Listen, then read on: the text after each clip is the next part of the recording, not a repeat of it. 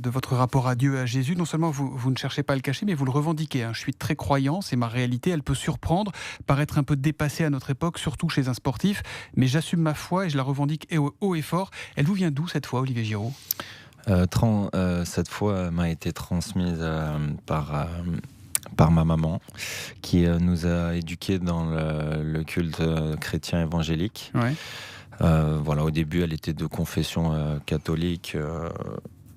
Même s'il n'y a pas une énorme différence, il y a quand même quelques points différents.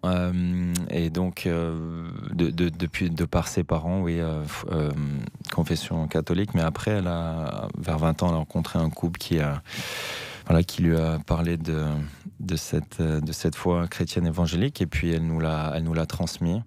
Ça a été un processus assez long, où j'avais différentes étapes, mais aujourd'hui j'ai vraiment soif d'en connaître encore plus sur la vie de Jésus, et j'étudie la parole toutes les semaines. À 20 ans, vous vous êtes fait tatouer un psaume sur le bras: l'Éternel est mon berger, je ne manque de rien. Le psaume 23.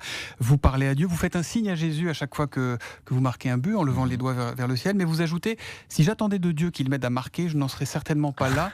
Il y a eu la main de Dieu de Maradona, mais vous, c'est bien le pied de Giroud qui marque le but, on ne mélange pas tout. En effet, c'est bien moi qui agis sur le terrain, mais en tout cas il est toujours auprès de moi, et ça me rassure. Mais on a le droit de montrer sa foi, ses faiblesses, ses doutes, son humanité dans un milieu qu'on imagine quand même assez dur et assez viril comme celui du foot? Why not? Pourquoi pas? Merci pour la traduction. Honnêtement, honnêtement,